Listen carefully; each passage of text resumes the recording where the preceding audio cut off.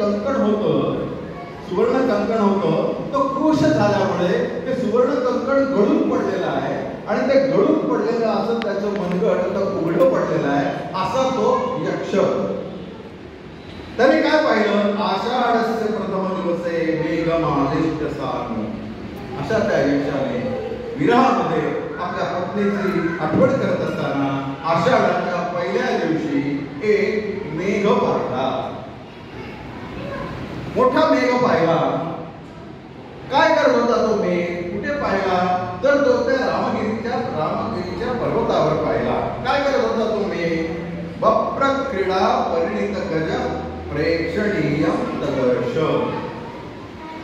तर ज्याप्रमाणे गज हे वप्र क्रीडा करतात. वप्र क्रीडा म्हणजे काय, तर त्यावेळेला ते आपल्या सोंडेने माती उकरतात. आपलं जेव्हा त्याचा खोंड आपण बघतो, बैलाचा खोंड, तिथं जो खोंड असतो ते शिंगाने माती करतं आणि असे उधळत सुटतं. ज्या वेळेला तो पाऊस येतो त्यावेळेला तो उधळत सुटतो.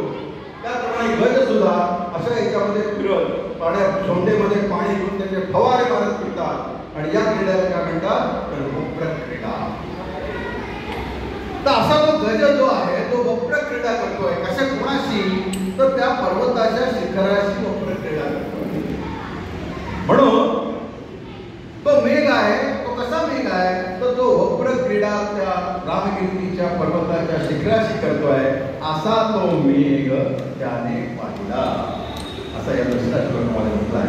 आणि मग तो त्या मेघाला पाहिल्यानंतर मग तो त्या मेघाला सांगतो की अरे मेघा, माझ्या प्रियतमेला माझा निरोप देशील का. पण तो कसा जाशील, आणि मग कसा जाशील सांगताना ते त्याला वेगवेगळा भाग सांगतात की तुला आधी मालव प्रदेश लागेल, मग आम्रकुट पर्वत लागेल, मग विंध्याचल लागेल, मग नर्मदा मैया लागेल, मग दशावर्ण देशाची राजधानी विदिशा तुला दिसेल.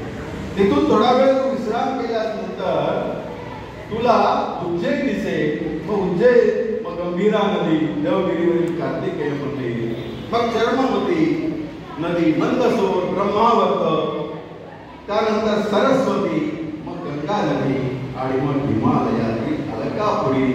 अशा तऱ्हेचा त्या कसा प्रवास म्हणतोय असं वर्णन कालिदास हे फार सुंदर तरी करतात. आणि आज सुद्धा जेव्हा एका संशोधकाने एक हेलिकॉप्टर घेऊन या कालिदासाने सांगितलेल्या मार्गांवरून आपलं हेलिकॉप्टर नेलं, तेव्हा कालिदासाने जे वर्णन केलं होतं तसंच वर्णन, तसाच निसर्ग, तसेच दृश्य ते त्यांना पाहायला मिळाले. ही कालिदासाची प्रतिभा आहे. आणि म्हणून त्या कालिदासाला आपण वंदन करूया. अधिक वेळ न घेता मी आपली रजा घेतो. धन्यवाद.